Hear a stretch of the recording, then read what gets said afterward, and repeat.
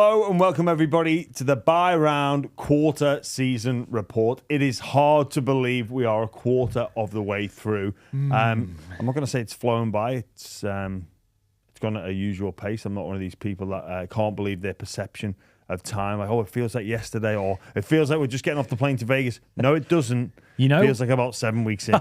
You're actually wrong about that, though.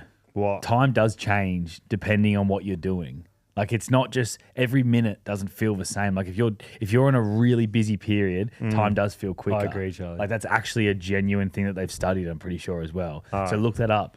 Well, You're the son of the scientist. Time change. I'm the son of the scientist. You're a son of the scientist or a science teacher. Yeah, head of science. He actually he boggles me. He can explain some brilliant things. What's his name? First name? John Graham. John Graham. We should get him on for some physics chat sometime. Some physics chat. He actually the monkey in the tree experiment about like a bullet firing and all this. Like he tells me about all these crazy things.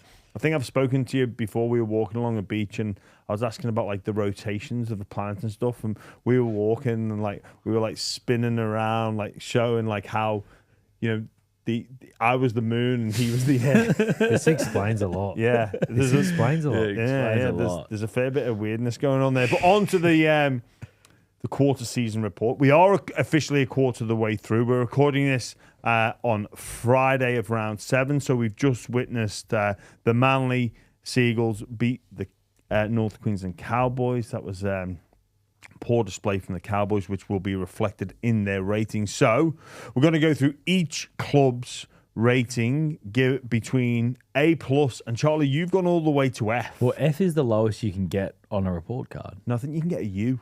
What's a U? Never heard of a U before. Never. No, you never went to U. Yeah, I think you're thinking of the U for university. On an exam, you can get a no. F is a ungradable. U is ungradable. Well, it basically means you don't even have put your you name. given someone a U? No, Okay, no one's got a just... U.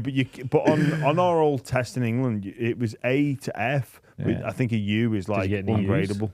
Basically, for lads or girls that turned up and just went, nah, didn't bother.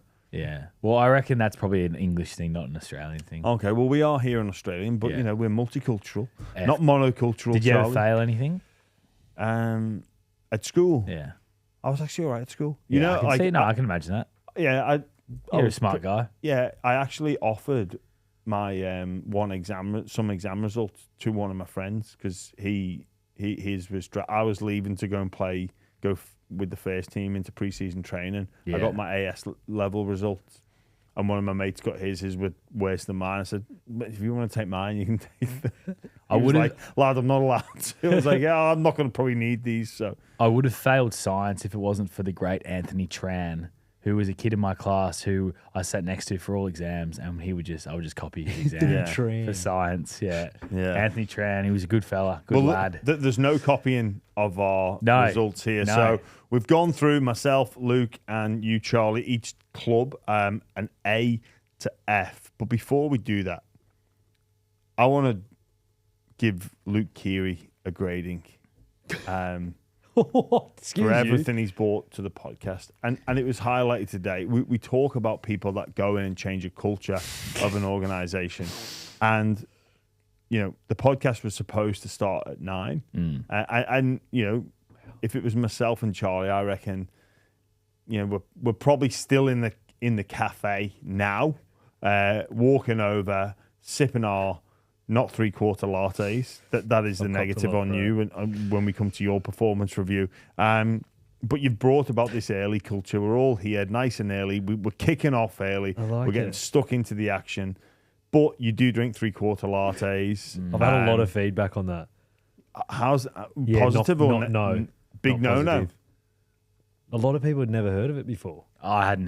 You hadn't heard? You're Rose Bay. Not Rose Bay. I went to school in Rose Bay, but You're deep east. Yeah, but I drink a cold brew or an Iceland Black. So that's it. Cold brew. Cold brew trip. Man, that is. Do you do cold brew here? Oh no! You can't just get Iceland Black. Oh my god. Cold brew's better though. Cold brew's better. It's a bit sweeter. Timing it you'll do a bit of footy. If you're told to be there at 8, you're there at 7 or 7:30. Yeah, right? of course. So I think it's just what's been. It's crazy. I walked in here at it was 8:40. Tony's already here. Everything's set up. Luke's here. Like I'm like, what's going on? The culture's completely changed. Then you walked in at 8:45. Yeah, I'm like, now things have really changed because you're the bin's 9 still a.m. full. That was full on Monday. Yeah, yeah. Hey, the bin is the bin. Like the bin. Yeah, the bin. We're not going to change everything in here. Okay, we're like that's all part of the look. Yeah, it's the aesthetics. That's the look. That's the locker room feel. Like where the players in. We're putting stuff in the bin. Okay. We're happy to do that. We're not going to take. But we're not going to take the bins out. Who does take the bin out? We have a cleaner who comes once every 2 weeks. 2 weeks. Yeah. It's probably should make that a bit more frequent, given we rent the studio out now and have more people coming in. Maybe that's all part of our pre-season review. I wonder, you know the All Blacks, and they have that big culture of like cleaning up their dressing room. Maybe they need to go the step further, or we can be those culture creators of like, hey, we've gone above the All Blacks. We don't just put our stuff in the bin; we actually empty the bins. So maybe we'll be running like workshops for big national companies about how culture. Take the bin out. Are you just one of these people that puts things in the bin? Yeah. Well, hey. We're the type of people that take the bins out. Well, Jordan's been on holidays now for 3 weekends in a row. Did he? This is the 3rd week in a row he's been on a holiday. And he's only a couple months into his buy-round tenure. This is chipping into his annual leave. This is annual leave. Yeah, this has got to be docked at this stage. But maybe he can take the bin out, given he's on holidays. He's got time for holidays. He's in Melbourne. Oh. He's with his missus. I saw he was in a corporate suite in Melbourne at the AFL. So he's obviously he's living the high life. He's putting the extra dough to good use. Yeah, I said, "Oh mate, what do you?" He said, "I'm doing some deals for the buy round." He said, so he has set up a hotline actually. He has set up a hotline which you can. Well, maybe we'll explain more on Monday because I don't know anything about it. That's next week's. Watch out for those drunken calls for the buy round. But Kez, on to your performance. I'm going to give you an A+, mate. Thanks, mate. Yeah, A+ here at the buy round. Look, not perfect, with the 3/4 lattes, very Tom Burgess-esque, but well done. And you've been a magnificent addition. Thanks, mate. You have been amazing. It's been great to have you. I've found, Luke, you'd be a fresh air in the world of rugby league media. But I will say this. You plotted Anthony Seibolt's demise, clearly. That makes clear sense now. You called him to be sacked after 2 weeks. And then I reckon you planned maybe pushing for Kieran Foran, and maybe behind the scenes you lobbied Kieran Foran to get the Manly head coaching role, because the biggest winner out of it has been Luke Keary, now on Fox Sports. I just got to get Mick into the Dragon shop. And then you say, there's a big clip. And then Charlie takes your 7. Then Jimmy comes in. You get Mick's gone from Fox. Jimmy's in there with Fox with you. Then the buy round takes over. Yeah. Happy you take over 7. I'll do Sunrise full time. Sunrise full time. Yeah, full time. All right. Well, let's get stuck into it anyway. We'll start with the Penrith Panthers, who are 5-1 to begin the competition in their first 6 games. At a stage, they were looking unbeatable before the Dogs game. I've given them an A, Kez, with only 1 degree higher, in that being an A+, which one team do actually have in my list. Well, you look surprised. I've given them an A+. You've given the Panthers an A+. I know they had the Dogs hiccup, but before that, people were talking about them not losing a game. When's their next game they're going to lose? Like this start, before that Dogs game, people were saying, I think it's the best for and against ever. Yeah, it was absolutely elite. It was absolutely, and but their start, the draw difficulty as well was. They Broncos off the top nilled them in Brisbane. Roosters, Sharks, those 3 were all meant to be Para, who contenders. They sometimes Paras they struggle with, and then Melbourne 50. Yeah, I don't think. Obviously, the Dogs is the little blemish, but 5-1, it's an A+. Unfortunately for us, it's what we expect from Penrith. I was expecting them to play really well this year. What did you give them? Sorry, I missed that. An A. Yeah. Wow. Okay. You, Charlie? A+ for sure, Panthers. A+. Yeah. We're talking about the best start they've ever had. Yes, they lost the game to the Dogs, but it's only natural to lose a game. Yeah, it is. I think, look, we fell into the trap of forgetting how hard this competition is. And look, I've maybe not factored that in, but I think, for me, it wasn't just they got beat by the Dogs. It was the scoreline and the whole game itself. Like, if that was a closer game, I think I would maybe have gone with the A+. But it was the fact that the Dogs were not just started so well, but then Penrith got back in, and then the Dogs kicked again, which I don't know what it I reckon says. if you had your time again, you'd do an A+. All right. You can't start any better. Well, you can. You beat the Dogs and you go Yeah, I 6-0. know, but those 5 games were massive. Massive you know games. what, Kez? Do you want to change? I'll change. Okay. You've convinced me. I'll give them an A+ as well. Well, I would done, love to Penrith. hear. I think I know who your A+ is going to be, and you can't say just because of expectation. You can't say someone else has started better than Penrith. It's impossible. No, but I think expectation does factor into it, Definitely. mate. And that's why next cab off the rank, the West Tigers is an A+, because I did not expect them to make the 8 this year. I thought there was. I think that the style of play with the rules of engagement, shall we say, or the rules of interpretation of NRL or the laws of the game, how that landscape looks really suits the Tigers. I probably didn't expect that. But with the style that they play, the camaraderie within the group, hey, look, it's not for everyone, but those players are all connected. You can see what it means to them. The win against the Warriors was absolutely ridiculous. Like, that is so good for them. They're starting the season 4-1. They played the Broncos this weekend, and I don't know if it could have gone any better. And that Souths game, they had their opportunities to win, and some would say they were the better side. They played the Cowboys, Souths, Warriors over there, which was outstanding. Para and then Newcastle.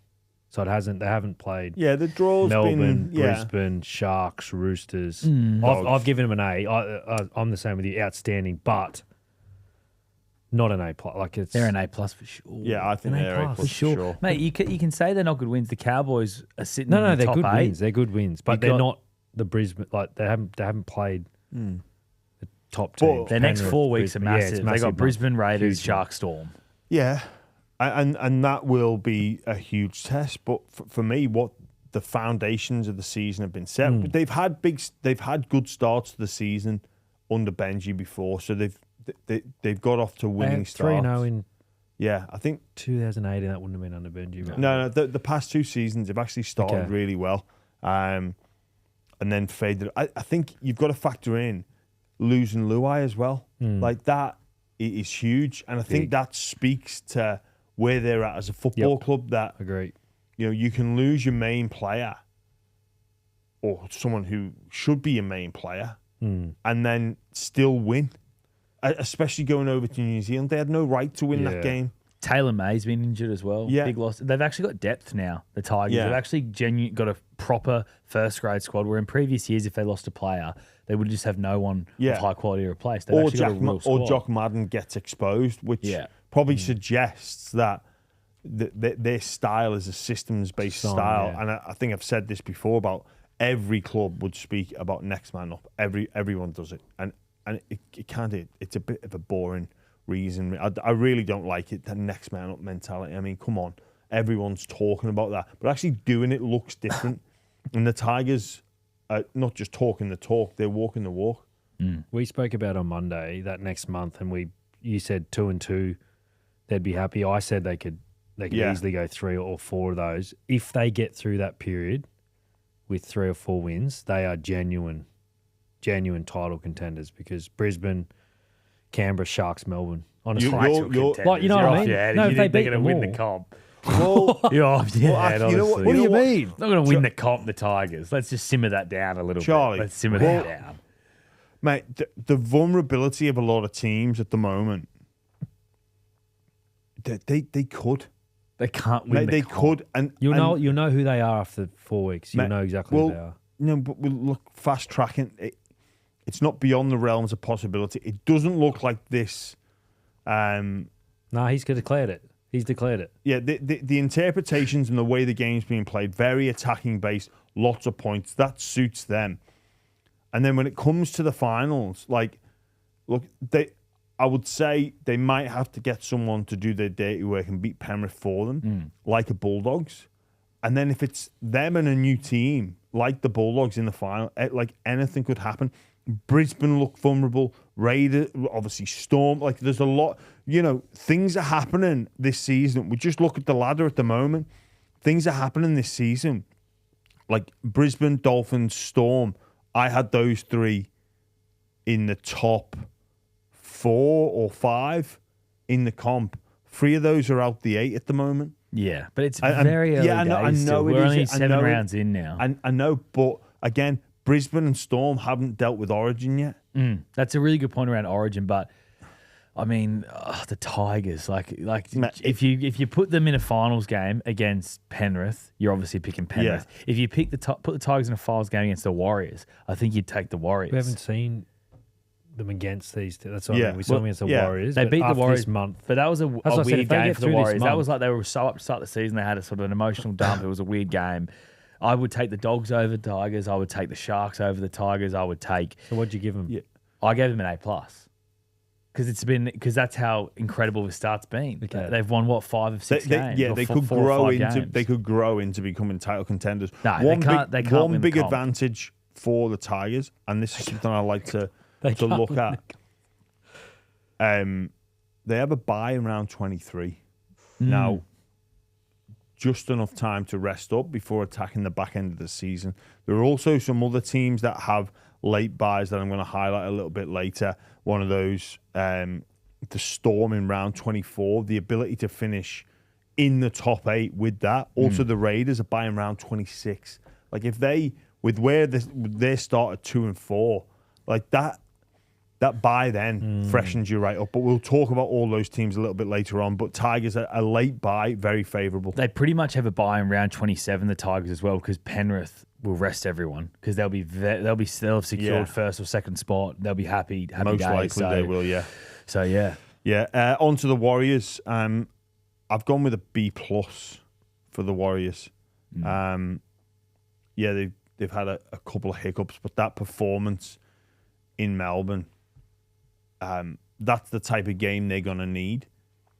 I watched that game against the Sharks when they came over to Sydney, and maybe I've been thinking about this, and maybe it's a reflection of how teams just don't look up for the contest, and we've seen it where I've seen it with the Sharks sometimes, and people go, oh, it's about who they played the week before. The Sharks played Penrith and looked flat when they played the Dolphins. I think the way the competition is, those games are taking the juice out of players, and it's hard to be consistent because even if you're winning, it's a lot of high-speed meters. I think we're seeing teams really struggle to recover on a week-to-week basis, and that's what's causing a lot of the fluctuation in consistency. And maybe even that's what got the Panthers in that Bulldogs game, because they did look off. Yep. And maybe it could come down to the fact that not only in the game, you're paying the price a couple of weeks later or a month of football later. Yep. You always feel that through this year when you had a big month of footy or something, you come down, you're up for different ones. I got a little bit of a not theory, but just that Warriors side. A great start to the year. Metcalf comes back for that West Tigers game. So he was there for Tigers Sharks. They lost both. And I said it with the Dogs. Right, there was so much energy, so much commentary, discussion internally and externally on their attack. They were open about it, the Dogs. They spoke about it. They were putting all this energy into it, trying to fix it. And the minute they decided against it, it was not about attack against Penrith. It was about going down there and physically dominating in defence, and they did that from the very first set. And the attack just came. They scored the most points they ever have. But I think it came from the defence. And then the Warriors, right, they get Metcalf back for the Tigers game and Sharks, and you just got this feeling, and the commentary all around it was, how did Boyd and Metcalf go? Spoke to James Fisher-Harris before the Cronulla game. He said, we've done a lot of work this week on our attack. It felt clunky the week before. A lot of energy I felt like was put into that. And then against Melbourne, they walk out and just did exactly what the Dogs did to Penrith and just go after them defensively, and they end up scoring 38 points against Melbourne in Melbourne. Like, I think there's a theme, and it should have been more. There's a theme there of like when these guys come back, and I'm interested to see the Tigers too, because there's going to be a lot of that. They would have had to think about it. Dewey, we spoke to him earlier in the week in Agenda Setters, and he was talking about that. Like, I'm going to have to change my role now. Yeah. It'd be interesting to see if their energy shifts from defence mindset to attack. That's a good point, that. Yeah. And with the Dogs, that they built their club on defence and toughness and grit, and they went away from it trying to find this attacking style. And then when they went back, their attack actually improved. And you make a good point, because the game is trending in a more attacking way. Like, it seems like good attack wins games, and that's still true. But if you focus on your defence and you minimise the opposition, like, your attack naturally gets better. Yeah, like, why did the Dogs all of a sudden score 34 points against the best defensive side in the comp? Yeah. And I believe it was just pure. I believe it was pure defence. And subconsciously, you could probably speak more to this, James, but I reckon those forwards and the Warriors went, Metcalf's back. Yeah. Okay, this is going to be good. This is going to be fun. Whereas when he wasn't there, they go to Melbourne and go, well, we're going to have to protect Tanner here. We're going to have to protect Chanel. Let's go after this Melbourne team. For these guys. Like, there's a different mindset when you don't have that. Tigers probably the same with responsibility, Jock. right? Yep. It becomes a personal responsibility for your team. You look, I think that Charlie hates me talking about like how many people contribute to like 50% of the Price's Law. You've never been able to articulate yourself correctly about it. That's the issue. It could be a great law. You just can't articulate yourself with it. You always have to go to the phone. Don't look at your phone. Don't look at your phone. Put your phone down.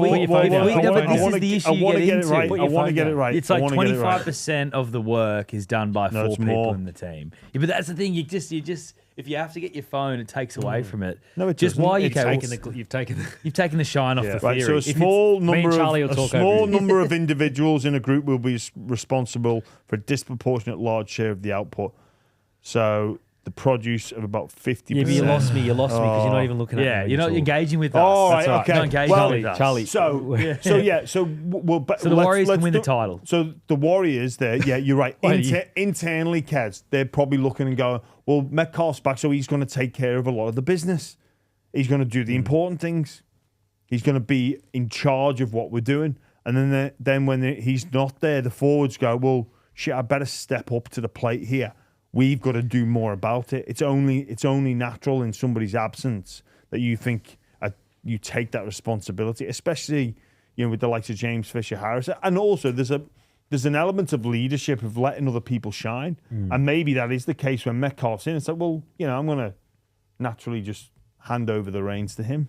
It almost looked like Metcalf had come back too quickly as well. He didn't look his best. He wasn't explosive. It didn't seem like didn't have that same level of speed that he normally has. Yeah. I wonder, it's going to be really interesting when he comes back from this hamstring injury, if he spends some time in cup or if he comes straight back into the team. Yeah, I can speak on that. I came back from 2 of them. Do you have an ACL, Jimmy? No, never. I came back from 2 of them. Yes, you're okay to play at 8-9 months. You're not actually yourself till 12 to 18, sometimes 24 months. That first 3 to 6 months it's difficult, especially as a half. The way you want to move and step off that foot, and you second guessing yourself. And I'm only guessing here, but he might have had a hemi graft, and then your hemi's not quite right for 18 months after it. You always feel like you can't really get to your top speed. So yeah, he's back after 9 months. But name me a player that's come off an ACL and just lit it up when they first get back. You wouldn't be able to do it. Like, the best of Luke will probably be at the back end of the year or next season. I agree with you, Charlie. I wouldn't drop him, but like I wouldn't mind him coming back through New South Wales Cup and just say, mate, just go and get your confidence back. Because defence, he had a few issues defensively in those 2 games. Just go and be yourself for 2 or 3 weeks. Chanel Harris is doing a really good job, and there's no pressure. It's not like, hey, Luke, you're not in the team. It's just, mate, just go get some kilometres on your legs. Make some tackles without the pressure of NRL. I like it. I actually think New Zealand Warriors can win the competition. I want to say that on the record. So the Tigers can't win. The Tigers won't win the comp. No, the Warriors forward pack is chalk and cheese compared to the Tigers forward pack, in all honesty. chalk and cheese. They've got they are stacked in every forward position, and they have depth. You've got them as the best forward pack in the comp, don't you? I do. They are Yeah, very good. I do. Very Best good. forward pack in the comp. All right. Well, next on the ladder, we got the Cowboys at 4-2. Awful yesterday evening. Awful. They lose 2. They win 4. Oh, sorry, 4 and 3. 4 and 3. Sorry, yeah. With last night, 4 and 3. My mistake. I was going to say I've got them in ninth. They're currently on my ladder in ninth. They were 4th last night. Yeah. They were 4th before the game. Yeah. And geez, it's a big 4. And Manly have gone to 4. Yeah. Manly have gone from 9 to 4. Cowboys 4 to 9. All right. So what do you want to do? Let's do Manly. Let's do Cows. Okay, it's 2 cows. You said cows. It doesn't matter because this ladder, when it comes out, will be all over the show. Yeah. Cowboys, B- for me. I think again expectation. They've lost games against teams they would have fancied beating, and they've won games that they really shouldn't have. Like a classic example, Melbourne and Newcastle, like those in reverse. And it's the fact that they got the big wins against the bigger teams has pushed them up for me. Awful start 0-2 with the pressure on the coach and the club. For them to turn it around, I think, has been fantastic. And again, I think they paid the price for that big month of football. 4 wins in a row in the NRL is huge. Yep. Yes, they should have played better against Manly, but they looked tired. And it was extreme conditions. Same for both sides, but they just looked out of gas. Yeah, that was a bad. I didn't see that coming. It was an awful. You are right though. You win 4 in a row in the NRL. People don't understand. It's tough physically and mentally. 38. I had him as a B, changed to a C just this morning, but it's about a B minus. I think they've done it. 0-2 start. Everyone's talking about Todd Payton. They get that scrappy win against the Titans, and then they've been really good for the last month. And then the slip up, obviously, last night's disappointing for them. But yeah, it's again, they've got Sharks, Dogs next too. It's a big couple of weeks for them. Well, you looked at the draw when it first came out and you thought, well, you have to win those first 2 games. Newcastle last year's wooden spooners. And then you come back from Vegas, you have that week, and then the Tigers, it's their first game of the season.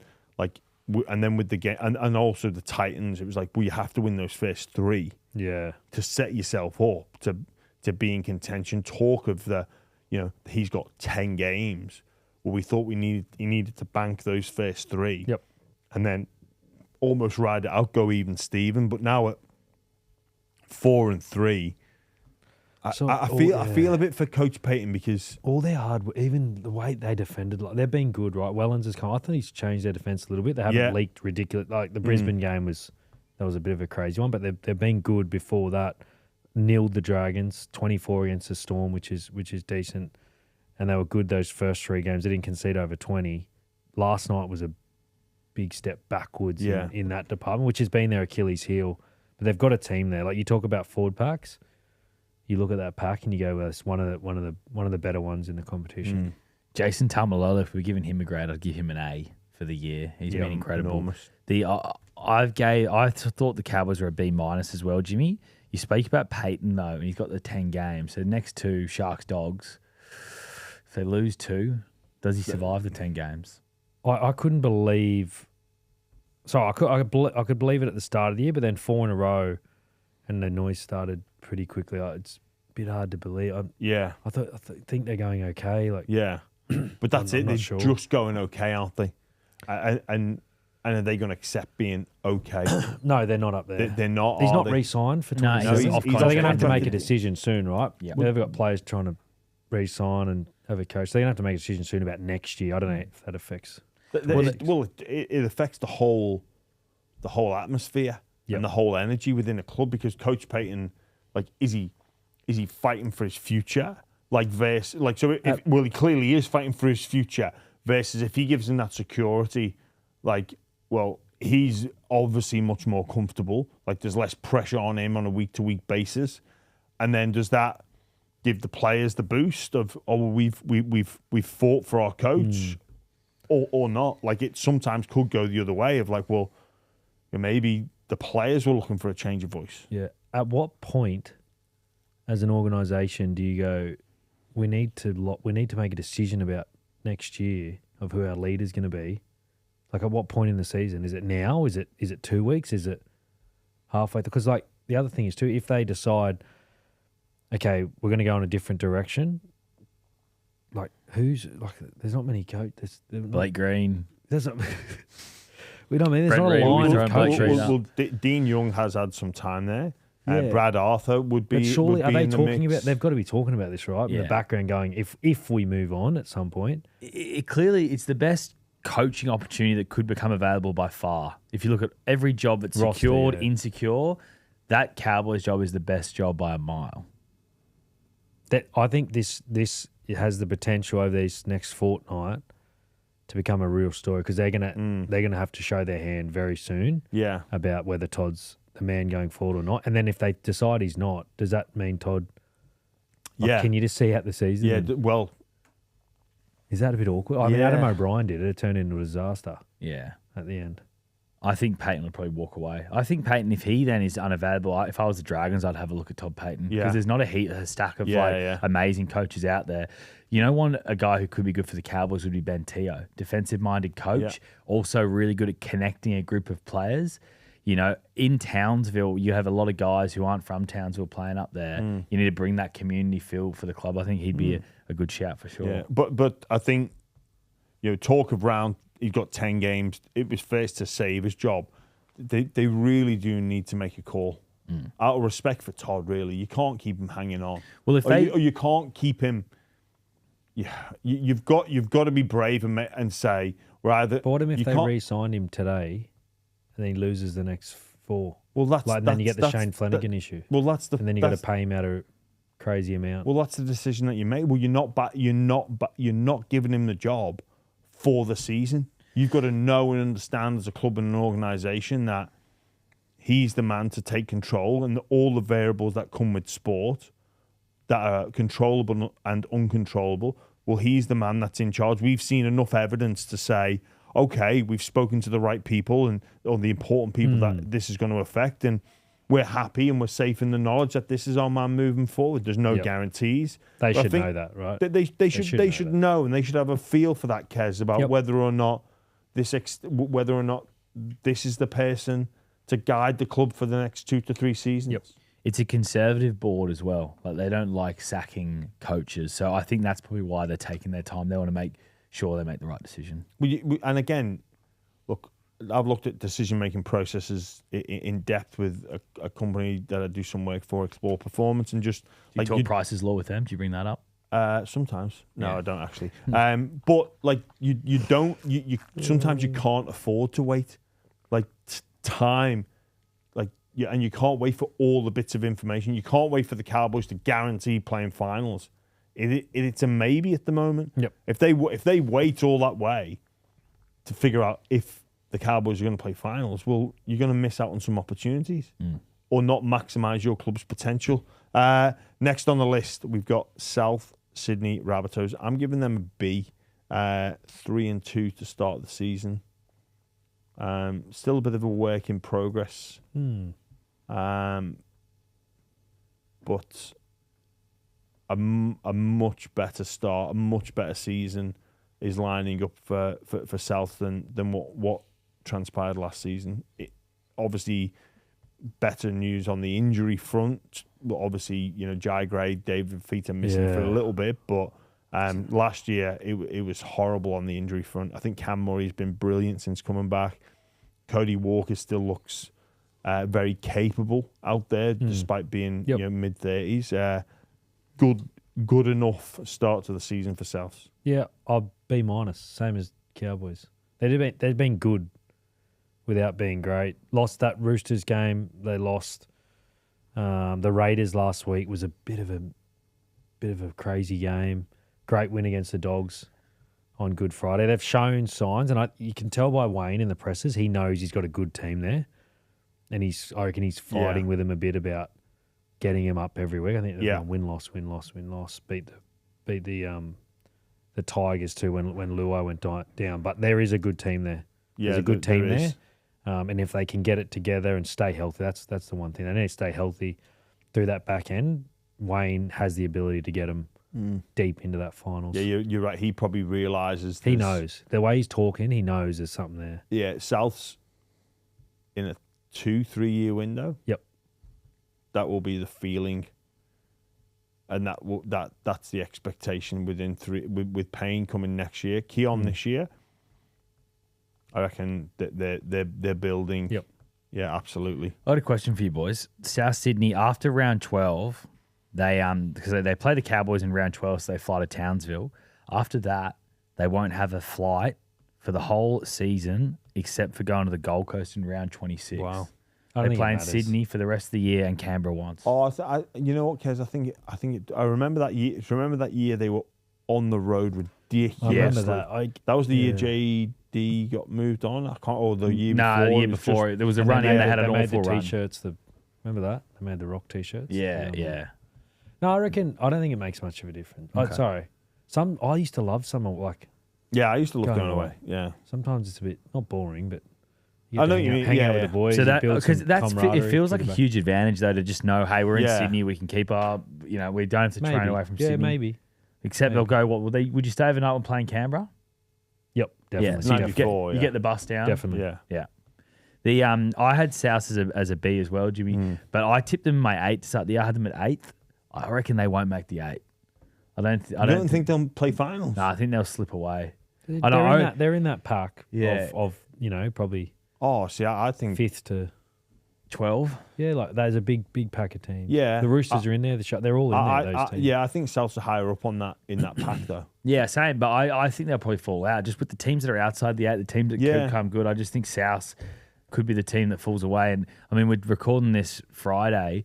We could be coming off a huge upset win for the Dragons. So I give them a chance this week. Yeah, so if Dragons just without Fafita and Gray. Caveat: if Dragons win, South C. Oh yeah, whoever's that first loss to the Dragons is goes to a D. like Souths can't lose this week. Yeah, well, fingers crossed they don't. Next on the list, Newcastle. I've got them an A. Same.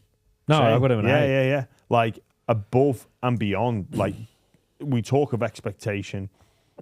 They lose Brown and Ponga in the same game and just thought, oh no, like just give it up. But whatever's going on there with Holbrook, and look, they'll probably come. They'll probably.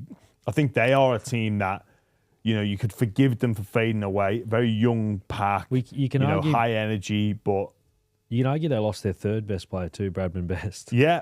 So they basically had their 3 best players not on the field. And if you take 3 best out of any team. Like, take it out of Penrith, it's going to be tough ask. So I'm with you. They've been like that. You could have forgive them when they lost Ponga and Brown to lose all those games and wait for them to come back. But great start for them. It's been, like credit to Coach Holbrook, like taking over there and, obviously losing Leo Thompson, like not a lot, and a lot of scrutiny in and around Dylan Brown. And then I guess this is a good problem to have as a coach, but getting that selection right between Brown, Sandon Smith, Fletcher Sharp. He's shown his hand this week. Yeah. Brown's gone straight into the 7 jersey. Fletcher, when Ponga gets back, Fletcher Sharp will go to 6. I think Sandon's done a great job. He was bought there as the 14, and I think Justin will just keep it that way. The way Fletcher, I've been watching it close. He has to be. He has to play. He has to be. The way he moves, and they looked good with Dylan there at the start of the season too. So, do you had him low down the ladder, didn't you? I think I had them spoon. Do you reckon they can make the 8 now? No. Nope. No. It's. You reckon? I reckon with all those guys on the field, they are genuine. They'll be in that pack of.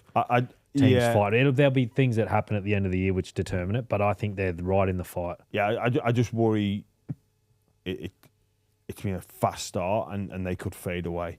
And, I think they'll struggle to keep up to that intensity. I think they might beat the Roosters on Sunday, the Knights. I've just got this little sneaky feeling they might beat the Roosters. We're going to talk about the Roosters soon. I'm not having that, Charlie. I don't. They could, man. To be honest, at the moment, anyone can. Yeah, of course, do but it'll be tough for them. I think Roosters, yeah, off the Perth trip too. There's but look, I think where Newcastle are at, like, what a positive, like, what an upbeat start, and they look a different team, a different organisation, and look, I think beginning of the season, most people had them like improving, but nowhere near this, like absolutely nowhere near, like some of the efforts from the forwards. Like their edge back rowers, Dylan Lucas, that McCune looks good. What Trey Mooney in the middle? Trey Mooney. I wanted to ask you about him. Sorry, Solo as well. Like Solo, mate.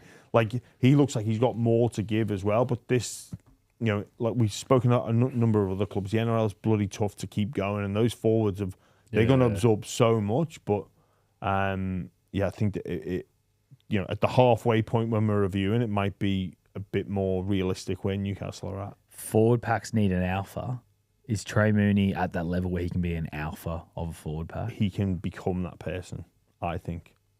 I think he can become that person, but it remains to be seen. There's a good 19-year-old kid they've got, Cody Hopwood, who's playing this weekend, who's meant to be a star of the future. Played in the Dogs game. Yep, he did. Played off the bench, yep. He's good.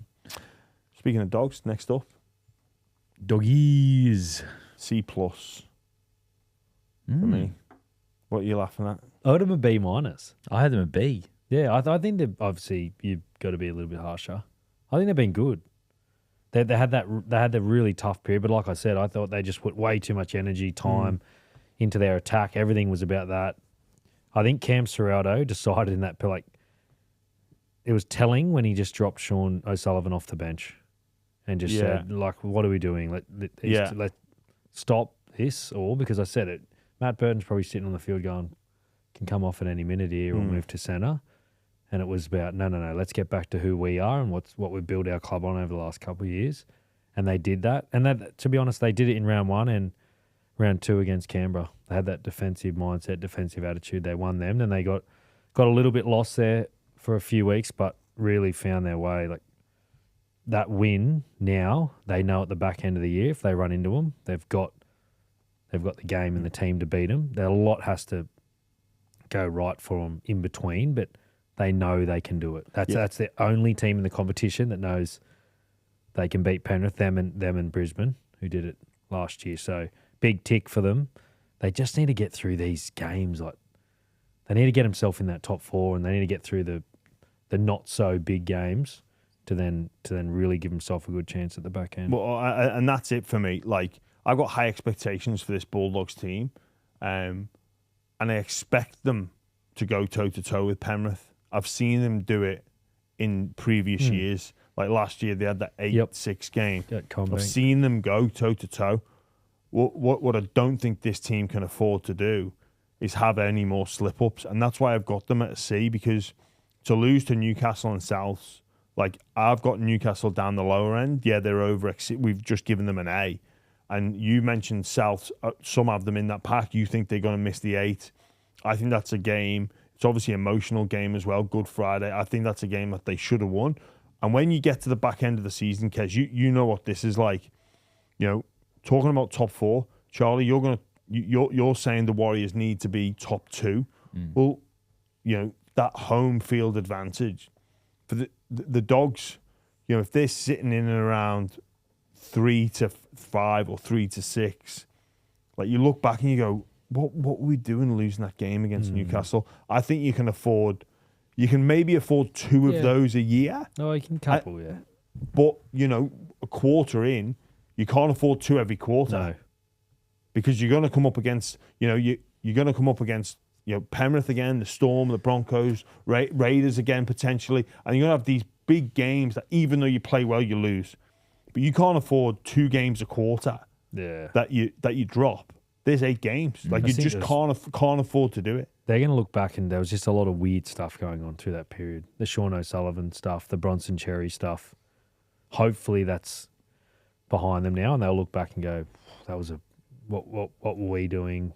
What happened during that period?" But they look like Like I like Bronson. Bronson there, he gives them speed, X factor out wide. I like Crichton on the other side where the right edges usually get targeted a lot as a defensive centre. So hopefully they've just found. Well, I think that win last week's the blueprint for them. I gave them a B because I think this is about their level. 3 wins, 2 losses, and a bye. About their level. They might be, 6th, 7th come the end of the year. I reckon that's where they'll probably end up. Good win against Penrith, though. All right. Did you watch that Penrith game? You watched it? I was there with you. We watched it together. Yeah. All right. Yeah. It was a good win. Yeah. Penrith had an off night. They were due. Yeah. Sort of coming down after that 50-point win against the Storm. Yeah. All right. A come-down game. Sweet. Moving on to the Roosters. Just on the Roosters, I think they've got the best pack in the comp on paper. And that's why, again, I'm only giving them... What do you mean? No, it's just... Yeah, I mean, it's on grass where it's decided. Well, position for position against the Warriors. So we'll finish your grading first. All right, I've given them a C+. So I gave them a C+ as well. So Nafahu, White, Lindsay Collins, they're starting front rowers. You compare that against the Warriors. Robson. Yeah, but hang on. I'm just talking about front rowers here. All right. Nafahu, White, Lindsay Collins, you're starting front rowers for the Sydney Roosters. The Warriors have Mitch Barnett and James Fisher-Harris. Mm-hmm. I'd take the Warriors. What would you take, Luke? Yeah, that's a New South Wales prop and the Kiwi prop. Yeah. And then Roosters have the Queensland prop and New Zealand prop. Yeah. Close. Bench New Zealand prop, probably in the Fahu White. I reckon Moses Leota and Fisher Harris would start for the Kiwis. Yeah. Then you got Reece Robson versus Wade Egan. Struck match. Probably Reece Robson by the fact he's played Origin. Yep. So there you go. See, Angus Crichton, Siwa Wong are your back rowers. Angus Crichton is obviously a legend of the game, like an absolute superstar. But the Warriors have a future legend in Leka Halasima, and Jacob Laban plays back row as well. Yep. And then you got Kurt Capewell on the bench as a bit of cover. Niakura as well, yeah, great player. Then you got Victor Radley versus Aaron Clark. I'd take Aaron Clark these days over Radley. You can argue, Brad's played one game. Aaron Clark's been outstanding. Yeah, it's been good for the Warriors. So that's another tick for New Zealand. Then your bench, you got Connor Watson v Sam Healy as your bench hooker. Connor Watson, obviously, you take there. And then you got Spencer, Nat Butcher, and Fiketti on the bench for this weekend for the Roosters. Obviously, Spencer Leniu is probably the best bench front rower in the game. But you've got Dimitri Vaimanga for the Warriors. I mentioned Kurt Capewell, mentioned Niakura. Okay. I reckon it's probably you've got to lean towards the Wars forward pack. All right, fair dues. No, that Warriors, yeah. So are you conceding? I'm just going to agree. Okay. I can't be bothered. Yeah. Well, look, I personally think at capacity, Roosters have a great capacity. Are they the team that's underachieved the most over the last couple of years in terms of what they actually have as a roster? I think they're in that conversation, yeah. And obviously it's distorted because of the brilliance of the Panthers. Like, they have really distorted the comp over the past half decade. But I think that pack for me has the greatest potential, the greatest capacity if they're all playing at their absolute best. But I think the year has been, and they've always been notorious for not. They have that reputation of not being great starters. That they, I guess, I don't know if they pretend not to care about or pretend not to highlight. I don't know, but Kez, what are your thoughts on your Sydney? I'd have to see. Yeah, same. They've been inconsistent, like absolutely hammered over there in New Zealand to start the year, which was surprising, and then they played well against South, which was a big night. There's a lot going on. Hammered again against Penrith. Then they won against Manly, but it wasn't. They completed at 98%, and they didn't look good. And then last week they were 16-0 down against Cronulla over there. They did well to fight back. Cronulla, I think they had 8 sets of 6 in the second half to the Roosters 26. Like, it's just a very mid start for a team that looks on paper very good. They got a long way to go. I'm with you, Jimmy. They've got a lot of room for improvement. Whether they can do it or not, it's a different story. But you can see where if they can get to, if they can get their best players playing good and together, then they will be up there. But that's easier said than done. They need to get there and get there quick because they will lose a couple, I think, in Origin. Like Reece Robson might go, Gus will probably go, Teddy might be there at Mark some Nwongi point. to us. There might be a chance that wing Mark spot as well. maybe, Sam maybe. Robert Toya playing for Rob Toya Queensland. will be there for Queensland. So Angus, they're going to yeah. lose a lot, yeah.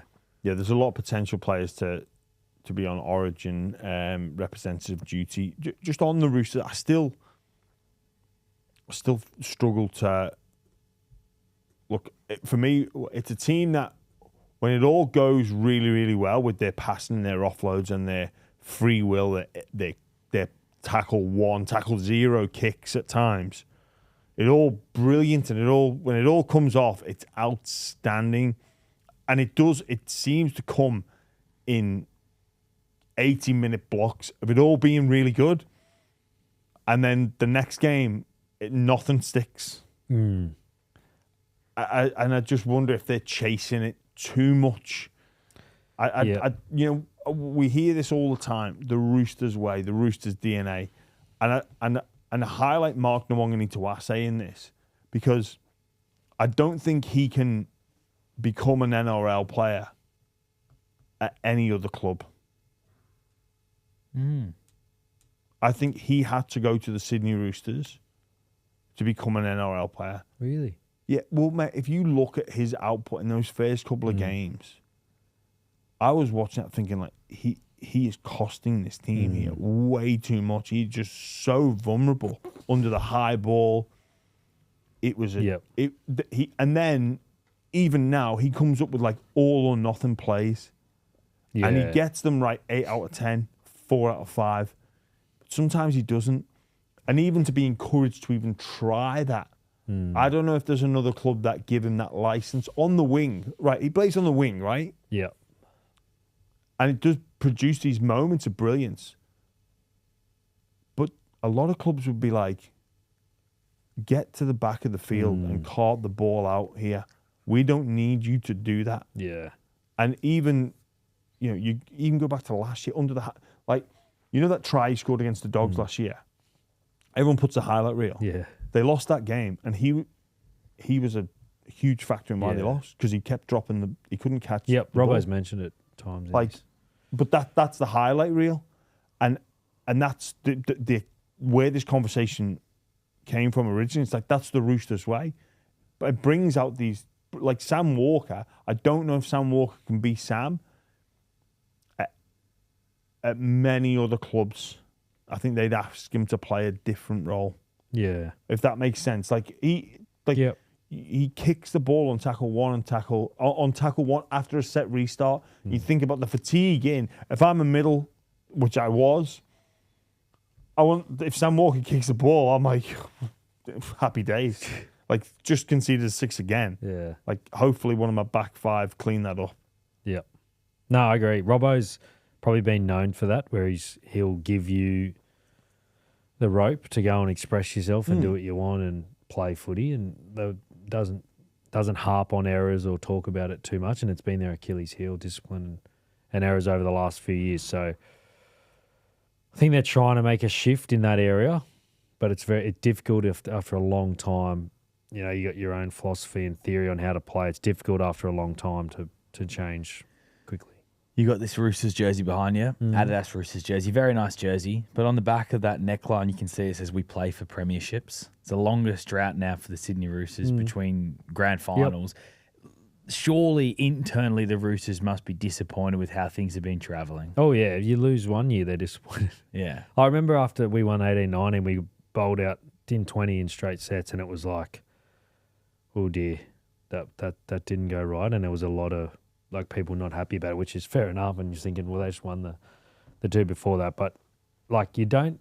This is the good thing about the Roosters. I feel like noise doesn't come out of there often. You don't hear about such and such, these board members aren't happy or Nick's not happy. It's basically everyone knows who the boss is there, and he'll let you know to your face, or he'll give you a call and tell you if he's not too happy. So that you'd be silly to think that there hasn't been conversations about, hey, where are we going as a team? Obviously, they went through that, when myself and Jared and Joey and Suwali and everyone left. Like last year was a little bit of a reset for them, but this year is a big one for them. Let's not be don't be naive about it. They've got to be there at the end. They've got to be there in those last couple of weeks. And if they're not, do you reckon then pressure comes on Robbo? Well, pressure's always there. I said the minute you walk in that building as a player, you know straight away. Like I remember signing there my first time for 2 years, and I remember speaking to my manager going, okay, well, this could only be one. Like, just see how you go. There, you're not. You're just there to, win. And if you don't win, there's a chance that you'll be. And they've seen it with Mitchell Pearce and Sean Kenny Dow and these other guys. Like, they're not afraid to make big decisions when they happen. So, I'm just guessing, but there'll be. You get the feeling that they need some success soon because they are a club that they've got it written on the jersey. They are a club that's chasing that, and they don't shy away from that. And fact. In their team, they've got everything. Yep. Like there's not a single position where you're like, oh, have they got the good player there? They've got great players across the park. Like I don't. Yep. Surely Everything's no there. excuses. Everything's there. Everything's there for them this year. Oh, I agree with you. And a great mix of youth and experience as well. Well, Cherry Evans was the one you bring in, and that's the kind of you're hoping's the icing on the cake, which was the case in 2018. But in this game, nothing's guaranteed. And if you said right now, can they compete with Penrith? And no, they obviously showed a couple of weeks ago. No, they can't. So and that's there's probably, a long way to go. Yeah, there is, and that's why the report card for me is C+. Next up, Manly, 3-3. 4-3 after last night. Oh, sorry, 4-3 after last night. 3 in a. Sorry, my bad. No, I think you're right. I think 3-3. Sorry, 3. You're right, Jimmy. Jimmy. 3-3. Yeah, no, you're right. Yeah. Sorry, Don't let Luke get in your head. I know you gave him an A+ earlier. Foz, mate, he's probably got his 3. eyes on your position on this show as well. Oh. Like that's what he's doing. He's maneuvering. Yeah. I'd love to be in. He wanted to, mate. He wanted to host the emergency podcast. No, I did not. I really want to start the this. Yeah. podcast. He actually called me as soon as it broke. He said, "Mate, emergency podcast. What do you reckon?" No, it was all his idea. Well, he was wrong. I was right. Manly are 3-3. What'd you give him? I'm interested in this one. I've gone a B. I was saying Excuse you? B. Has to be a B. It's a D. What are you talking about? They got their coach sacked. Which has probably worked out for the club. Yeah, but if you get your coach sacked, you can't be B. Yeah, but right, okay. So the report card overall, where they're at, right? Hey, we'll look back at the results and the process of how we got to now. But optimism for the future, it's B. Was this is this a future report? No. But it's the report. Mate, they're 3-3. Yeah, they're sitting fourth on the ladder at time of recording. They're probably 3-3. Lost 3-3. Lost 3 at home. 1-3 on the road. Beat an atrocious Dolphins and diabolical Dragons. Kez, and you make a very good point. Sacked. Yeah, you make a very good point, but the shit is behind them now. And it's been behind them for a month. They made that call early. I ummed and ahed over it. Probably disagreed. It was way too early. They actually didn't have that bad a season last year. But they did make that call to move on at a very, very early time. It appears as though it's paid off. It's definitely paid off. One of the things that maybe gives them more of a C+, or you go B-, B is Turbo's injury last night. Yeah, Death, taxes, and Turbo's hamstrings. I can't put that in their grading. Why? Because I'm not looking at the future. I'm looking at the first quarter, and I'm saying you got your coach sacked. You lost 3 at home. The club was in turmoil 3 weeks ago. Yes, you've had a sugar hit, but you've beaten 3 sides. Well, you've beaten the Dragons who were bad, but the Dolphins, it was unbelievable. And then last night, the Cowboys completed at 40%. But you're focusing on the first 3 games. I'm focusing on both. You're focusing on the 8th. If you get your coach sacked, Jimmy. Yeah, you know what? Is that a good start to the year? You're very agreeable today. Is that a good start to the year, with James, Luke if you get your coach you back sacked? yourself, mate. No, Charlie, this is good. I have a strong opinion with a loose grip, and my mind is being changed. I'm open. He's not stubborn. It's a B for me, without question. Without question. Sacking Seabolt is part of the grading. That helps their grading because they got rid of him at the right time. They saved their season, and now they're 3-3. Like if Seabolt didn't get sacked and they were 0-6, it's an F. You know, but so they sacked Seabolt after 3 games. They went and now have won 3 games in a row. They'll be the favourites this weekend against Parramatta. They'll probably be 4-3. To be 3-3 as the Manly Seagulls is a B. I think most people had them outside the 8. You tipped them for the spoon. I did, and then you're not happy with 3-3. Actually, I thought Seabolt was going to be there all year. Well, when you put it like that, the expectation of Manly was. So you're flipping out of eyesight. They're not out of the woods. No, but I think they're out of the conversation for the spoon, though. For sure. Dragons have got that signed seal delivered. You don't think they're out of the conversation for the spoon? No. Tommy's that didn't look good. A cooler actually makes them. Is Cooler a better fullback than Tom Trbojevic these days? It's a question. I'm not saying he is. Is that a question? Cooler. That's good. He's a good so what do you got? What do you decide on? I'll split the difference and go C. No, I'm going to lean on the B minus. I've gone from B plus. I'll switch into a B minus. Charlie, I'm sticking with my B. I said B. Right. I'm going to go B minus. They've had a great 3 weeks, but still doesn't change the fact you got your coach sacked. But it's worked out for them. Yeah, it has. Oh, definitely. Would you if they win next week? There'll be 4 games in a row. How do you not? We said it. I spoke from nothing else other than just common sense. Where I was like, this is not working. Obviously, you could even see the way they're playing, like the way the forwards were playing. They weren't allowed to run the ball. They were just trying to shift every single play out of yardage. I think Kieran's just gone, boys, just go and play simple footy. Yeah. Yes, they can still shift at times, but Paseka's having 10, 15 runs, Olakwadu 20. Like wasn't rocket science.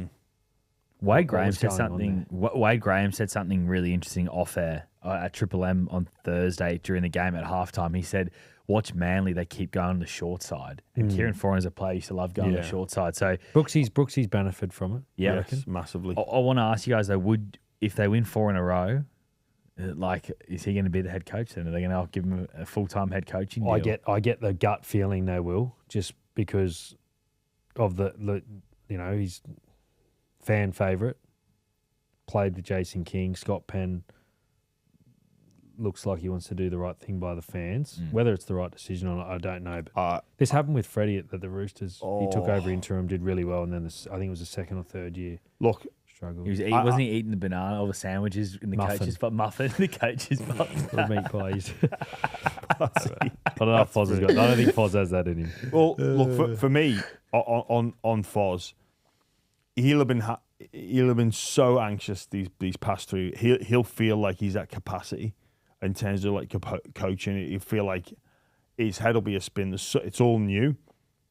Coaching, you'll look back and coaching will never be this easy for him. Being a head coach will never ever be this easy again, ever. These last 3 weeks, no pressure. It might not feel like it now, but he'll look back when he does become a head coach. He'll look back and go, "What I'd give for that." But for me, Kez, most retiring players in the same ilk of Kieran Foran, they don't even become assistant coaches in their first year out of the game.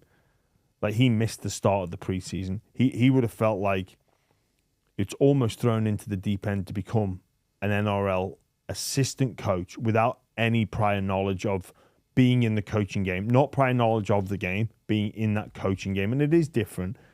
So I think that is relatively a quick transition. Normally those players do a year in and around the club, help out, get a feel for the joint, get a feel for coaching, and then they get elevated after year 2 or 3 into assistant coach. And again, don't let me put limitations on you or let any past judgments or rules or structure put limitations on you. But that's a quick jump to assistant coach. It's an even quicker jump to head coach.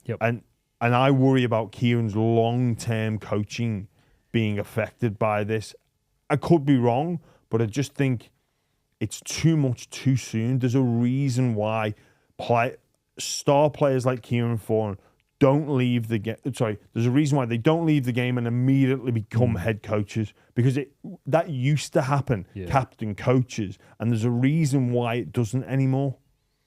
It's a good point. I agree with you, Jimmy. Like the lessons you would pick up as an assistant where you're not under pressure and you go, oh yeah, I'd do that differently or whatever. He's just got to do that now under the bright lights. And if he gets the job, I think the dial gets turned up a couple notches. Scott Penn doesn't have the balls to not put Kieran Foran in that job. In all honesty, all the attention is on Scott Penn. Everyone's calling for him to sack the club. If he comes out and doesn't give this head coaching role to Kieran Foran, the knives will be out for Scott Penn straight away. The easiest move for him, and I think he will pick this move because it's the safe move and it protects his longevity to a degree, it will be to back Kieran Foran. I still think they'll need to go through a process, right, where they go... I don't think they can. I think they've got to pick Kieran Foran now. They get the way go through a process. Right? You've got to at least interview, or at least get some people in and go, what does it look like? Because there would be an option to go, I don't know, an experienced coach with Kieran underneath with the plan to take over, like Wayne's done with Christian Wolf and Wayne. I don't know if there's any coaches out there that are willing to do that. Brad Arthur, I don't reckon Brad Arthur's coming for help hold someone's hand to take over. He's still relatively young, Brad Arthur, as well, as far as coaches go. He'd be early 50s, something like that, Brad Arthur? Well, really, the ideal candidate for a role like that, they just moved on. Like Seabold was almost happy to go upstairs, wasn't he? I think it had been briefly mentioned. Yeah, head of football. There was discussion for Mick Ennis. It was meant to be a head of football role for Mick Ennis to take over. Any coach that's sort of... Yeah, I'm with you. That was the issue. Half the issue. You can't coach an NRL team and go, I'm going to transition into a GM role. Yeah.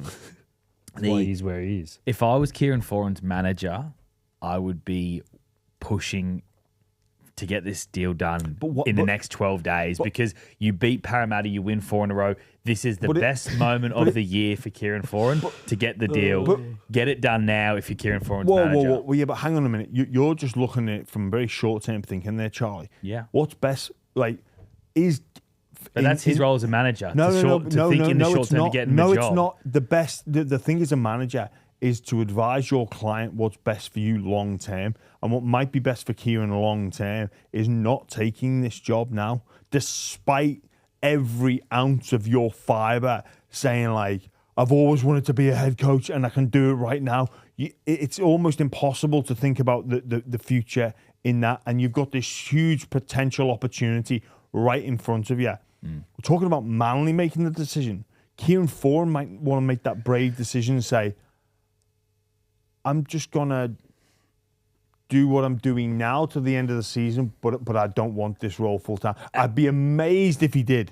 But the advice, in my opinion, Charlie, because of all those reasons I've previously outlined, I think his advisors should be telling him, mate, we're going to get you a gig because of what you've done this year. You've proven you can handle it. Let's go back a couple of spaces, learn some lessons, add to this experience you've already had now, and you are primed.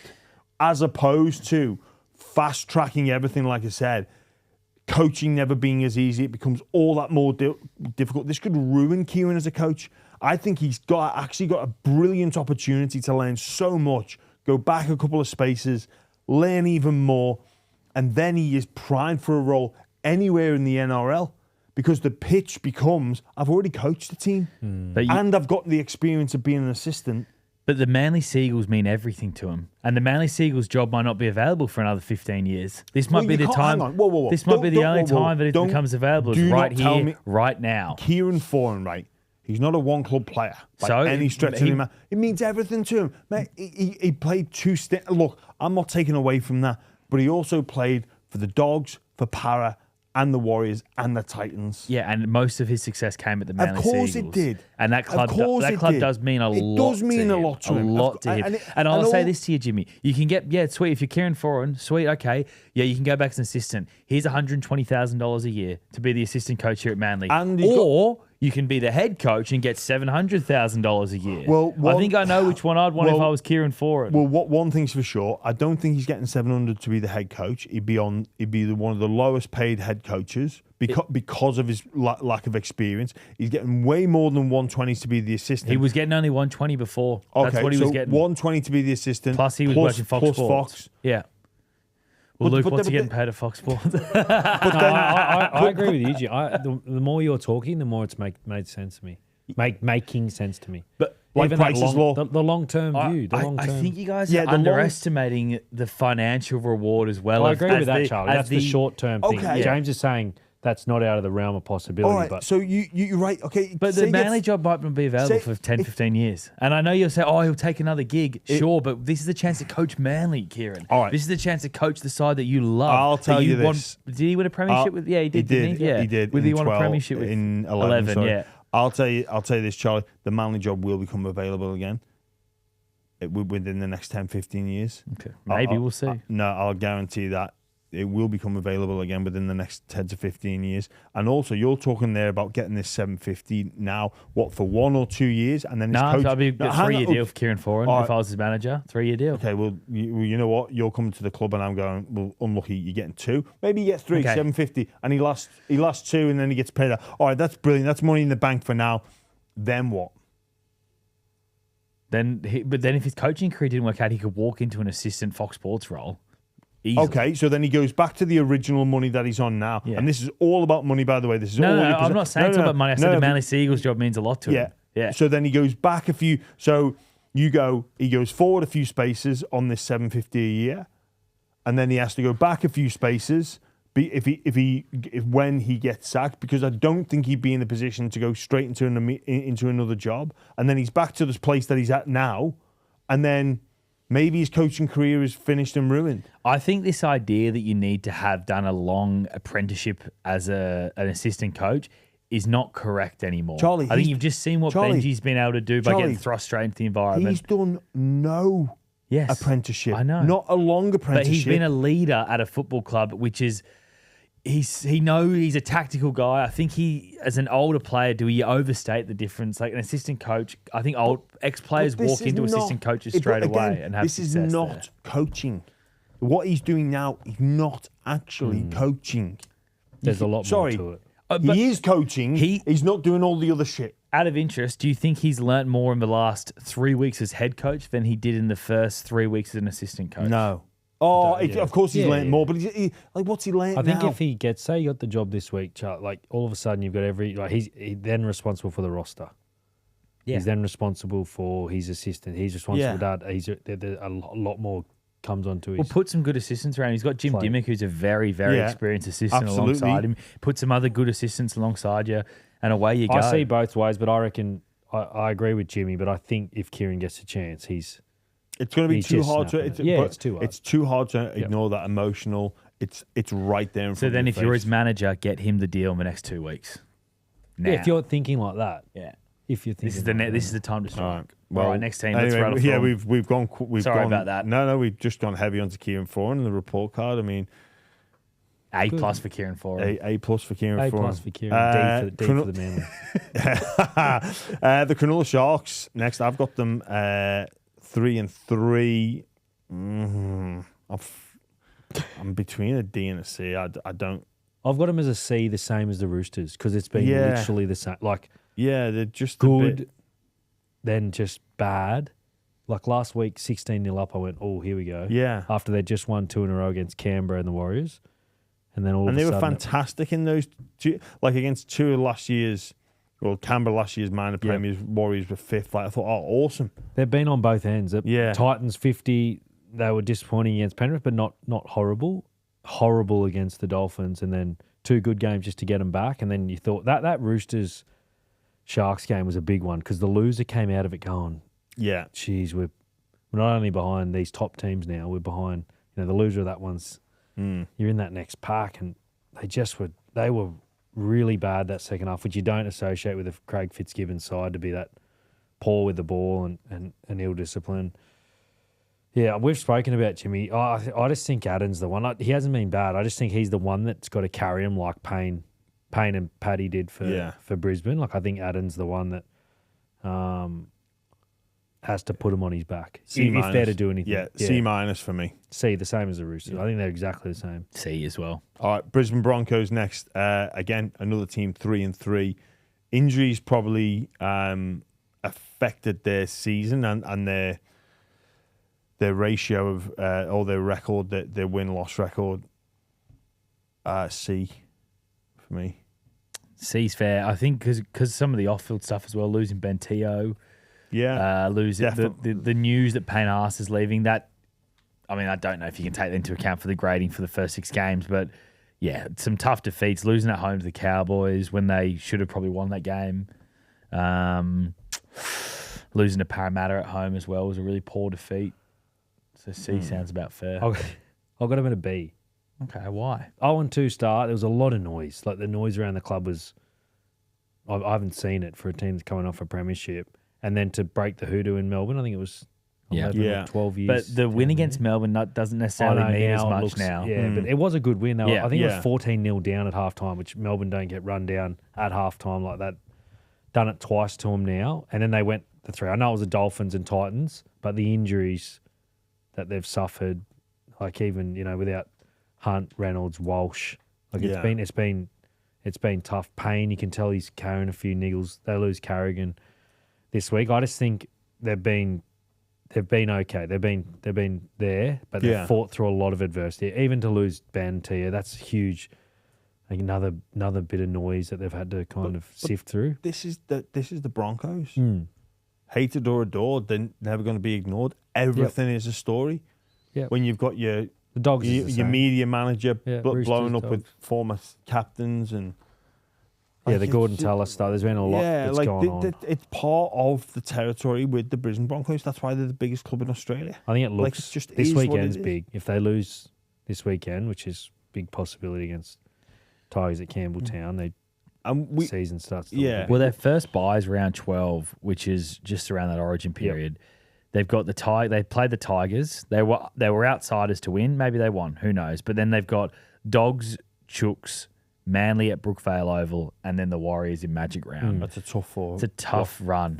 And if they say lose 3 of those, then they go into the Origin period and they'll lose Carrigan, Haas, Walsh, Shibasaki, Stags maybe. Definitely, especially now Turbo's out. There's going to be, and Crichton, a bit iffy around his shoulder. I know he's probably playing this weekend. Shibasaki, for Queensland. Yeah, he'd be a chance for sure. He'd probably actually not more than a chance. He's probably likely to get picked for Queensland.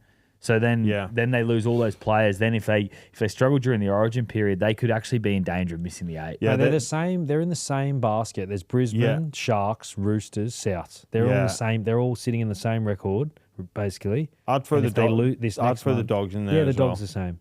They lose a few of these games the next month before Origin, and a lot of those teams are going to lose Origin players.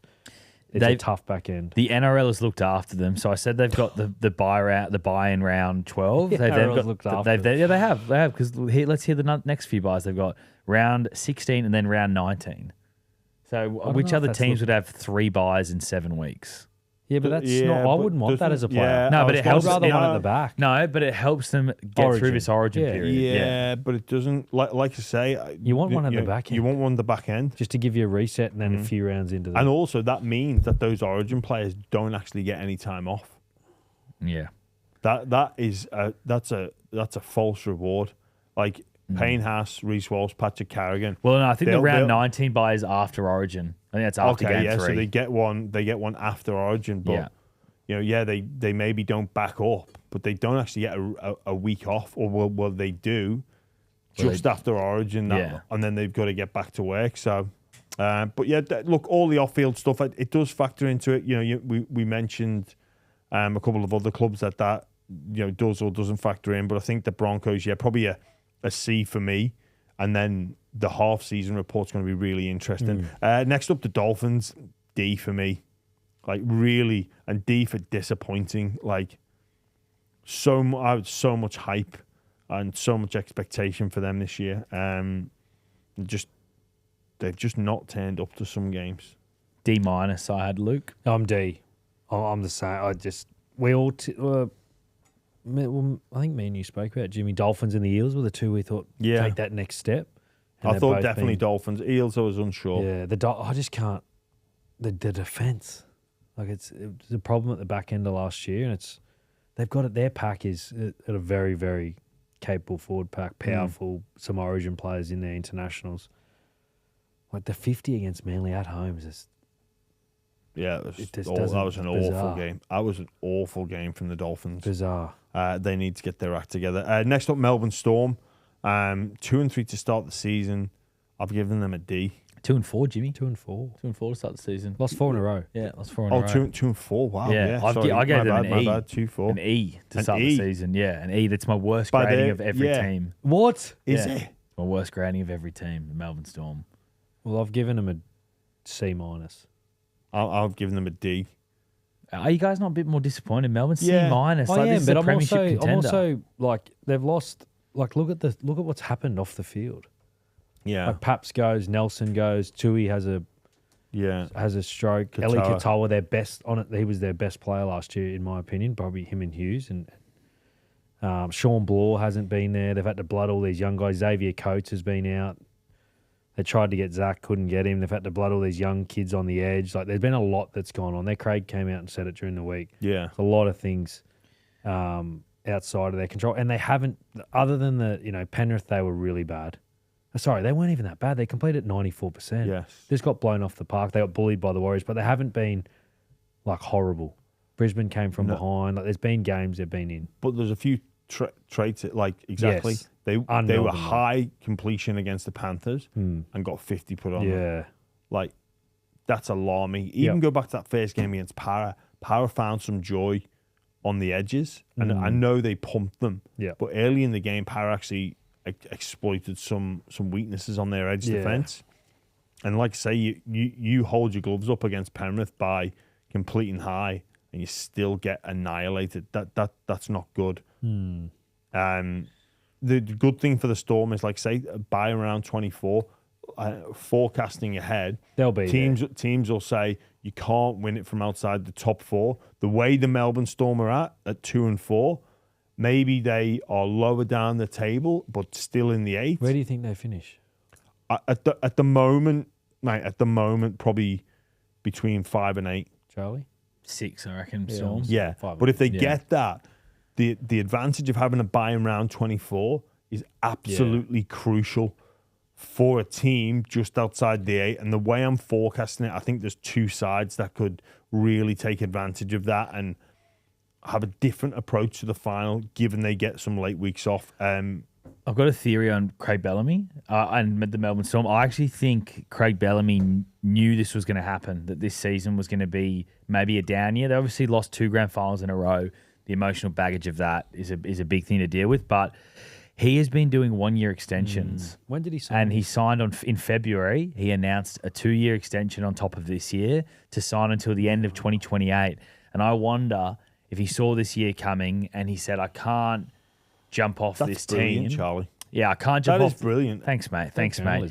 He can't. Well, it's not good journalism because it's just I haven't rung anyone to check this. This is just a theory. No, but it's great.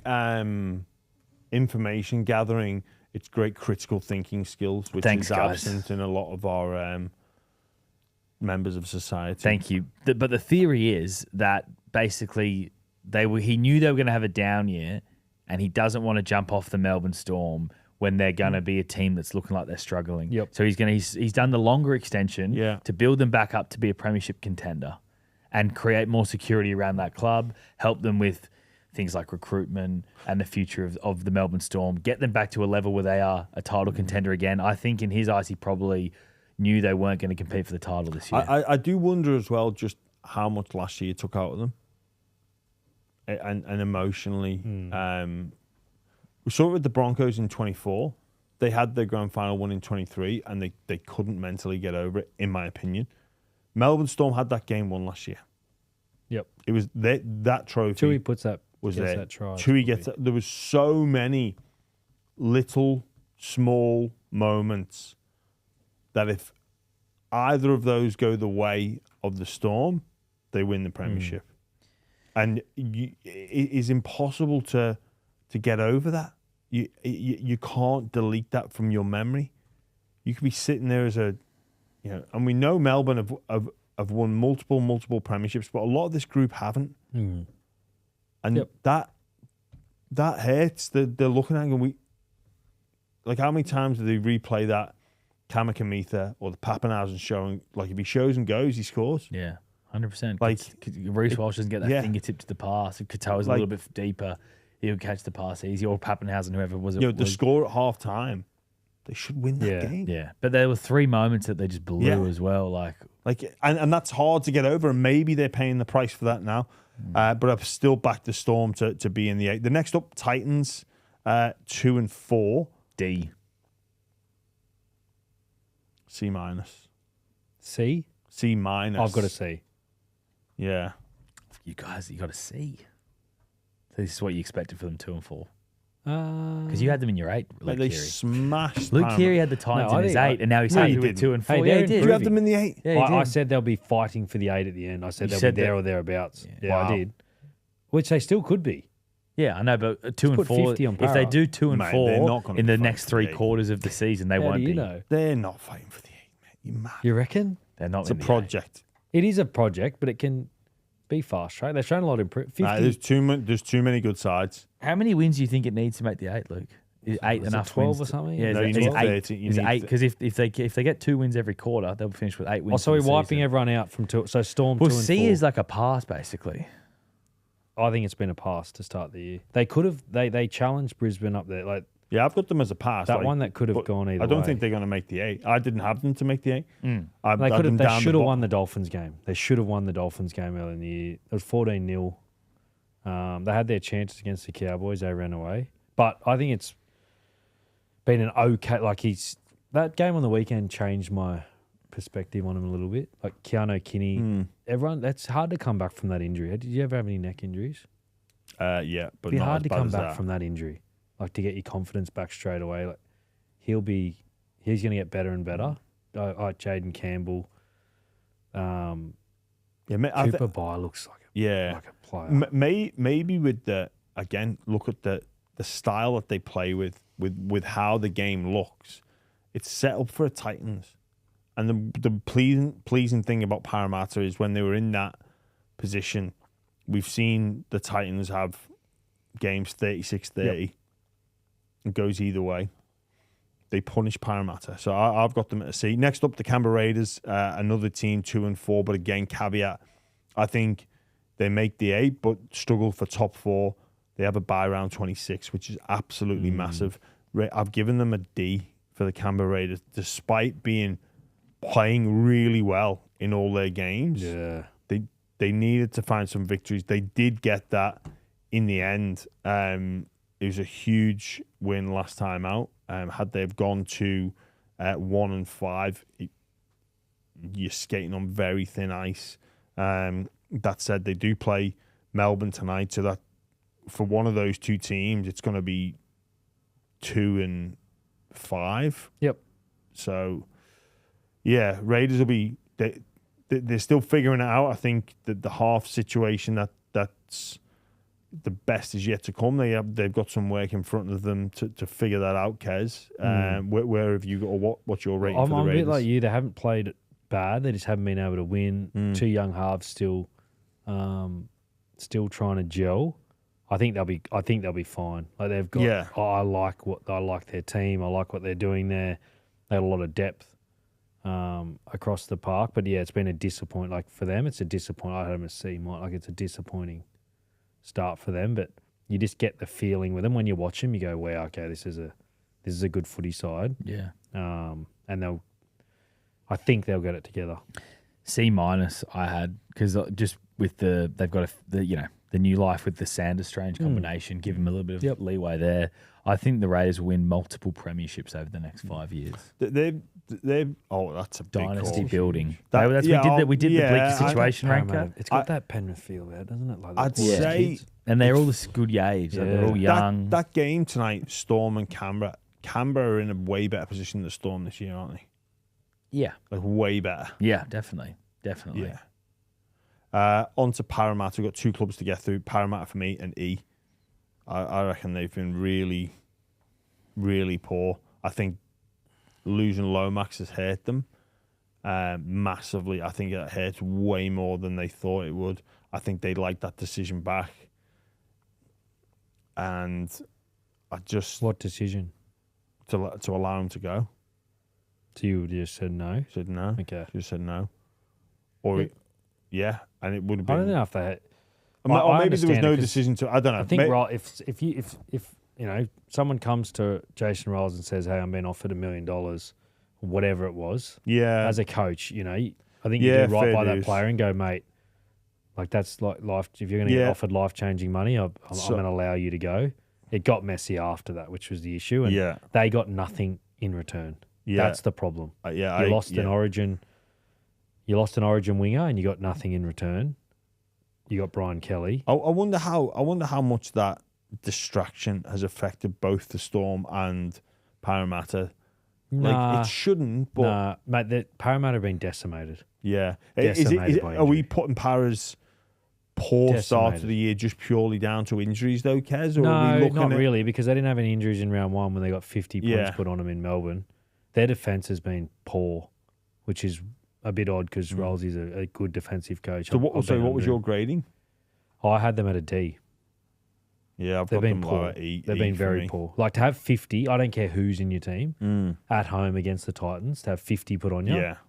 I think they've done it once in their history, and they're not flying. That's what they are. Yeah, the Titans aren't exactly. Yeah. Well, they're only on a 2-4 record themselves, and one of those wins was against Parramatta. So, an E for me. That was... Things could get ugly there. It actually could. Very quickly. Like, no... Because that's a big club that expects... Bulldogs success. This week, and a lot of expectations. I do feel from when you lose that many injury, it can be... I think I've said this before, the expectation now with Serraldo coming into the Dogs, having a year of mediocrity, and then a finals year, everyone just expects that now. And I think with Riles, the way... Maybe we overhyped them how they finished the season. Yeah, they got wins, but it was against some teams that were vulnerable. One of those was against the Roosters. That was probably their one big good win. The Broncos game, Broncos bombed it at the end, really. But yeah, Parramatta really poor. Finally, again, no surprises. Dragons 0-6. Charlie, unfortunately, played at the Dragons, and I think your prediction is going to be correct about morals for the Spoon. They're an E for me. I gave them a D because I said they were... What? Just let me finish. I said they were better than what he thought. I said they've been better than what he thought. I said they were absolute morals for the Spoon. So Why do you think that? Why do you think that? I just looked at their team and said that's a dreadful roster. Just purely roster. Purely roster, yeah. Dreadful roster. Yeah. Like, look at it. But look at their team. Like, if you look at every single team, the star players, compared to the star players of the Dragons, they're nowhere near the quality. Their roster is significantly the worst. You look at their spot at the start of the year, an aging Clint Gutherson, a 6 in Kyle Flanagan, who is probably a New South Wales Cup player, if we're going to just be honest. 7 was Daniel Atkinson. Never had really started halfback, was very much an unknown. He'd only played a handful of games the last couple of years. Then you had Damien Cook, an aging Damien Cook at hooker. Then you look at their forward pack. They had all these young forwards, but they lacked sort of an alpha in the middle. And their outside backs lack a bit of explosion and excitement and pace. I'm with you there, Charlie. But, from where they were last year, I wasn't expecting this. Last year, they came out and said, we're not going to win the Wooden Spoon. And they, in a lot of their defeats, they actually showed some spirit and they were close. And, the stat around however many games they lost by 1 try or less. Well, they lost the close ones last year. This year, they're not getting, apart from the Dogs, they're not getting close. People talk about that Melbourne game like it's some sort of achievement to be close for 60 minutes. They got 46 points put on them. We're just talking about a Parramatta team that concede 50 against, against Para and against the Titans. And that's a big no-no. 46 against Melbourne. 46, and it's they did well. No, they didn't. They got beat by 26 points. I've got Dragons E. Yuck. That's just literally, that's all you get to write. Well, I think the signs, you say last season was good, boys. The signs were there for the last season that their wheels had fallen off. They lost the last 3 games. They conceded 40 points in every one of those games. Mate, the wheels fell off. Their degree of difficulty for draw, like granted first 2, Dogs and Storm, but then Para, who won't play finals and didn't last year. Titans, who I don't think will play finals and didn't last year. Cowboys, who didn't play finals last year and I don't think will this year. Manly, who didn't play finals last year and again, I don't think will play finals this year. That is 4 games that they have lost by significant margins. The Titans, they lost by 8, but those are like they would have looked at that start of the season and gone, look, whatever we can get from those first 2, happy days. But then that next block of 4 fixtures, to come away with 1 victory from that, Charlie, not 1. That's why they're in E. Yeah. Not 1 from those 4. You dangle some. You'd surely expect to be 1 win from those. You know, we don't know what's happened in this Rabbitohs game, but let's say they've lost that game. I hope they sack him before the Anzac Day game because like that game's massive. Like, don't just let the Dragons limp to that game and get absolutely pumped. Try and do something. It's a huge day on the Australian calendar, not just sporting calendar, and it's a huge game for the Dragons as well. As an organisation, as a club, it's the biggest game of the year for Dragons. They've been done twice by 60 in 24 and 40 something last year. Last 2, I think it's like they've conceded like 108, 20 points nearly in the last 2 games. Like, look, we don't know the result of this game, of the Souths game, but I'm trying to put myself in there. If they lose to, like, I know what that Anzac Day game meant to me, but it helped that the first year I was playing with a team that we looked like we could do something. The second year was a little bit different, but we had a reason to fight. I'm struggling to see the motivation. For like, you can talk about the spirit of the Anzac and all that, but if you're 0-7, like, where's your spirit? Like, if you can't even tap into that. I can't get over their last 2 home games before this Souths game. Just the way they walked out and no one did anything physical. Like, who's in that pack is going to go at the very first set, this isn't happening today, and walk out and try and smash? Like, literally nothing. It was like, you don't know who's up for the fight really there. Like, it's not clear. Like, they've got these young forwards who could be stars of the future, and they've look like really high quality, like Hamish Stewart. But they're not mongrel players. No. They're not like putting fear. They don't have that. No. They're all going to be excellent players, but Viliame Kikau scares people. Liam Martin scares people. Fisher Harris scares people. Leo scares people. Payne Haas scares people. Yep. Like, Nelson used to scare people. Halasima scares people. Maybe Pacific Tonga can scare people. No, well, he would. He's bigger than Christmas. Yeah. Luciano Leilua has the attributes. He doesn't scare people. Yeah. He's been... But he's not Jaden Stewart has the attributes. Jaden Stewart, I'd say, is probably the one. I'd put him in the middle and just let him go. And he's moving. It's hard to ask him to do that because now he's gone. Like, what's he? Like why is it? We'll speak about him more on Monday. Well, you know what, Jaden Stewart. We'll speak about him more on Monday. Jaden Stewart's gonna. You can only do that for so long. Like, he's got bigger fish to fry. Yeah.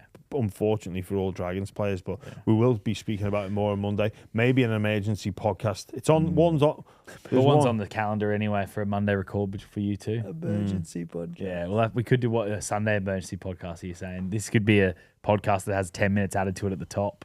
Oh, that we've already heard. No, Big Six again. Fresh one. All right. Thanks for listening, everybody. I hope you enjoyed the season quarter report. If you agree or disagree, please let us know in the comments. Absolutely outstanding way from Kez and Charlie. And yourself, mate. And myself, yeah. I'll give myself a pat on the back. A+ for you, mate. Thanks.